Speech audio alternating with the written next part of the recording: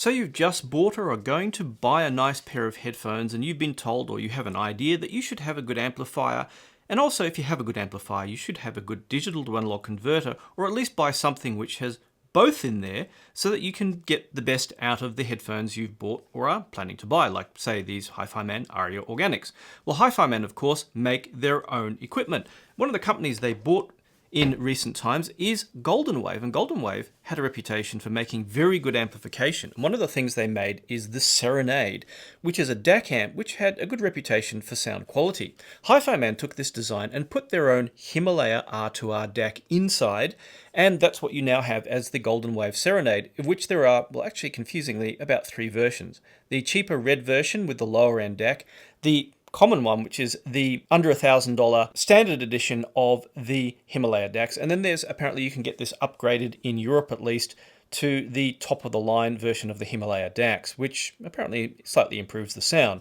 The one I've got today, of course, is the mid-range version. That usually the standard retail price is $999, keeping it under $1,000, although I've seen it as cheap as $849 online. Not only is it a combined digital to analog converter and amplifier, but it also has a streamer built in. So if you look around the back, you'll see there's a network port, and you can plug it in via USB to a computer as usual. But having the streamer in there means that if you have, like me, Roon, or you have DLNA, which allows you to usually use a lot of different types of devices to stream music across your network, or Spotify, then you're using your computer or some other device to control this to stream music. Now, I haven't tried to see if it has Tidal because I don't use Tidal, but the others definitely work. You also have AirPlay if you want to do that, but it's not going to work with high res, as I tried playing high res through AirPlay and it just came out as standard 44.1. So yeah, there are some limitations. I tended to use this with Roon, but later on I'll talk about my experiences using the different inputs. Now, of course, it's a DAC amp and preamplifier. It can be used as a dedicated headphone amplifier, although it only has single-ended inputs on the back, and as a preamplifier, for which it has dual 3-pin XLR sockets on the back. Or you can set it in DAC mode, where the preamplifier function will be disabled. And to that end, one of the cool things about it is the buttons on the top. Instead of having a normal front panel, it keeps the front panel clean by having the input, the menu and options selection, and the output selection, whether you want it as a headphone amplifier, DAC, or preamplifier, all switchable from the top buttons on the front. In terms of features that you have, you can set, of course, how bright the display is, or whether the network streamer stays on while you're using the other inputs. The only thing missing, which is kind of a glaring one, is a lack of gain control. You basically have whatever is available from this volume knob. And I think it's designed primarily, given that it has 4 watts of output, for full-sized headphones. It is not really designed for typical in-ear monitors. Although nowadays, with some higher-end in-ear monitors requiring headphone levels of power, maybe they could work with those. At least it did work with things like the FiOS FX17, which is equivalent to a more sensitive pair of headphones. To that end, it has 3 outputs: your standard 4-pin XLR, your 4.4mm Pentacon, which make up your 2 balanced options, and your 6.3mm single-ended output. Now, I didn't use the 6.3mm output. Actually, if you're buying this to use with a pair of HiFiMan Arias, the Aria series only come with a cable which has 6.3mm, and you'd have to buy a separate cable for that, so something to note if you're buying an entire kit. One small niggle I noticed people complaining about from the 4.4mm socket, as it's flush with what is basically a Perspex front panel, some people found that the front panel ended up scratched around the socket when they used that, so that's a little small thing to look out for. Of course, the primary reason for buying something with an R2R DAC is the particular kind of presentation that these DACs give. Now, this is a non-oversampling DAC, which means it does not have a digital filter, which will compromise it in technical terms, but in other ways, people do like the sound that these things produce. And that is a somewhat more softer and more mellow sound that make it very easy to listen with. Especially using some of HiFiMan's brighter headphones, like the Aria Organics I just showed, it's a very easy device to listen to music with. It has a somewhat softer and mellower sound compared to other devices. You may have recently seen I compared FiOS K17 and K15, which, although they are a standard Sigma Delta DAC base, they use AKM DACs. They are more kind of even sounding, but don't have quite the sense of depth that the Goldenwave Serenade tends to deliver with music.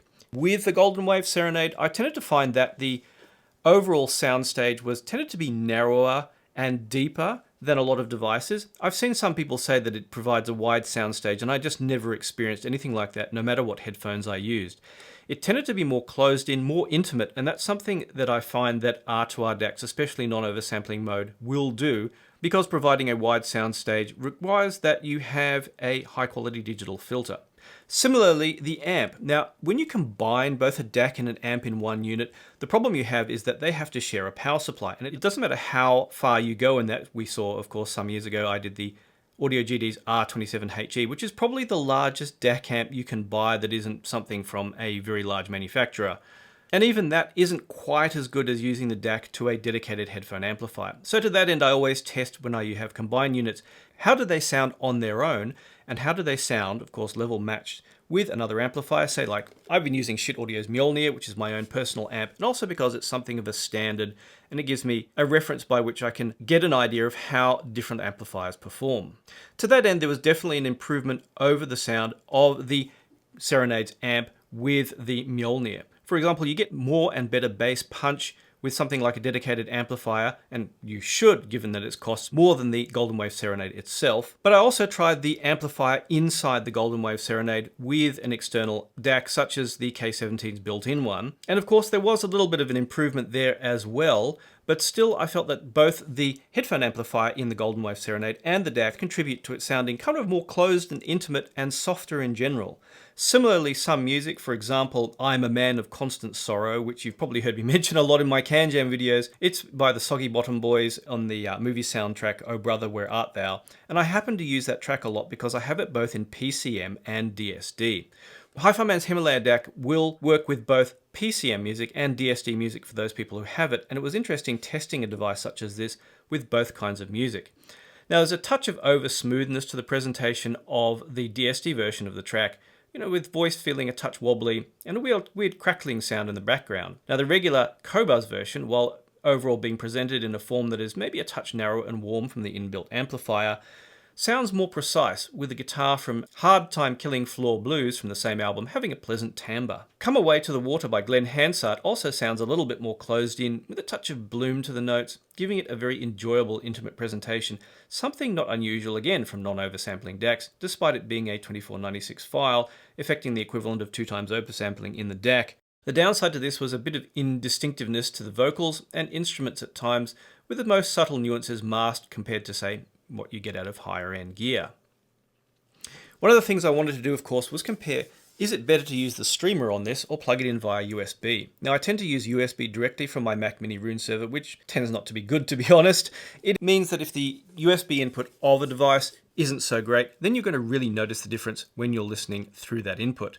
And that way, it was definitely one of the poorest choices from the Serenade, with, say, Michael Bublé's You'll Never Know and Come Fly With Me, when Qobuz in 44.1, sounding somewhat edgy in the mid-range, which is a sign of maybe noise creeping through from the electronics. Now, using Roon to the Serenade's network input, the edginess has gone from the same track, and then there's a pleasant smoothness, albeit not an excess. There's still a touch of sibilance to the occasional vocal note, and piano sounds somewhat hard and flat. So what I then tried is the same Roon setup, but going from the Mac Mini through a Kitsune Singsa SU1, which you've probably seen in my previous reviews. It's basically a digital-to-digital converter, and a very high-quality one at that, actually costing most of what a Serenade actually costs. But it gives me an idea how well the unit can perform when it has a good digital input. Now, there is more magnificence to the Michael Bublé track using that input, and each note becomes more of an event.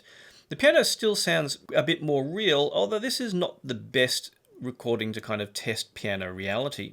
Still, it was very noticeable, the upgrade using coax input from a good DDC to the Serenade. One of the other things I wanted to try is, what if I used USB, but from a better USB input, in this case from an iFi USB 3, through much the same chain as before. What I also did is I wanted to try using HQ Player to provide a much better digital filter than most DACs even have. And so to that end, I used a couple of the polysync filters, and there was definitely an improvement of nuance to the upsampling the music to 768 kilohertz.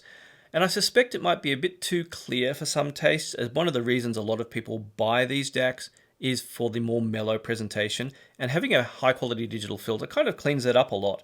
So it may be a bit too much of a good thing for some people, although if you do have HQ Player, you can play around a lot with digital filters and find an optimum one.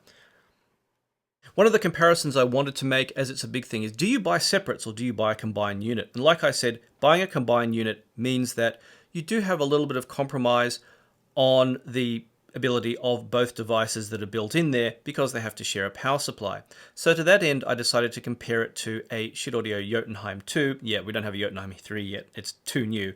And a Bifrost 2, which probably is going to change in the future, but I wanted to use something that was at least fairly well known at the moment. Now, it's kind of similar in price, probably costs a bit more overall in the end, and of course, when both units are upgraded, then probably the value of the upgrade is going to increase further still, although the new Jotunheim 3 will be $499 rather than $399. But all the same, using the Jotunheim 2 and Bifrost 264. I warmed up both the Serenade and the Schiit stack for a few days to ensure that any stability issues were dealt with, given that they both have R2R DACs in them. Now, I found the Schiit stack to be a bit more detailed and precise without overdoing it, as the Jotunheim has an architecture much like a tube amplifier, making it sound warmer and deeper. On the other hand, the Serenade is a bit warmer and more relaxed, and maybe a touch looser sounding. You feel that there's a bit more punch because you notice the bass more, but the reality is this is caused by the bloom from the lack of a digital filter.